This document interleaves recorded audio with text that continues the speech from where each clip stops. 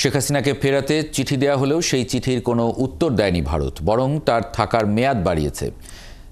বাংলাদেশ ভারতের উত্তরের অপেক্ষায় থাকবে বলে জানিয়েছেন পররাষ্ট্র মন্ত্রণালয়। এদিকে শেখ হাসিনার পাসপোর্ট বাতিল করেছে বাংলাদেশ, তাই বাংলাদেশের পক্ষ থেকে তার ভিসার মেয়াদ বাড়ানোর কোনো উপায় নেই।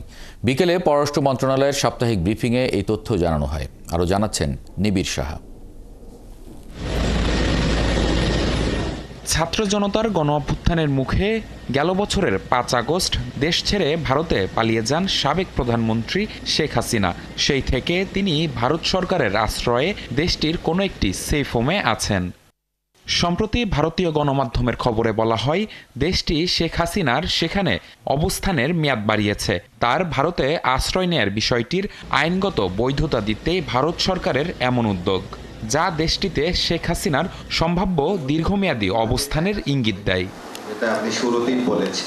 বৃহস্পতিবার পররাষ্ট্র মন্ত্রণালয়ের সাপ্তাহিক ব্রিফিংয়ে জানানো হয়, শেখ হাসিনাকে ফেরত চেয়ে বাংলাদেশের পররাষ্ট্র মন্ত্রণালয়ের পাঠানো চিঠিটির প্রাপ্তি স্বীকার করেছে ভারত, তবে কোনো প্রতিউত্তর দেয়নি।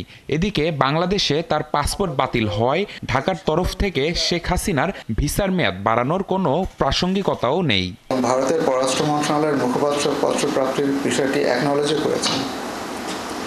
বাংলাদেশ এ বিষয়ে ভারত সরকারের উত্তরের অপেক্ষায় থাকবে। পাসপোর্ট বাতিল হয়ে গেলে সেখানে ভিসার কোনো বিষয় থাকছে না।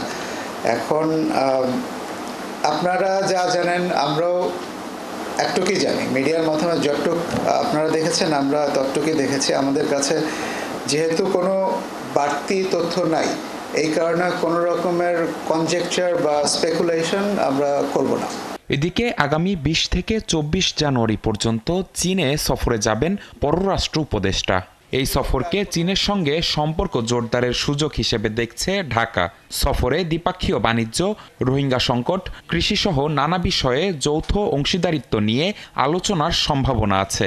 এই সফরে বাংলাদেশ ও চীনের দ্বিপাক্ষিক সম্পর্কের ভবিষ্যৎ রূপরেখা প্রণয়নকল্পে দুদেশের মধ্যে অর্থনৈতিক সহযোগিতা বৃদ্ধি এবং বাণিজ্য বিনিয়োগ সম্প্রসারণের পাশাপাশি কৃষি, শিক্ষা, অবকাঠামো, নবায়নযোগ্য জ্বালানি, রোহিঙ্গা সংকটের টেকসই সমাধান প্রভৃতি ক্ষেত্রে চলমান সহযোগিতার অগ্রগতি পর্যালোচনা করা হবে।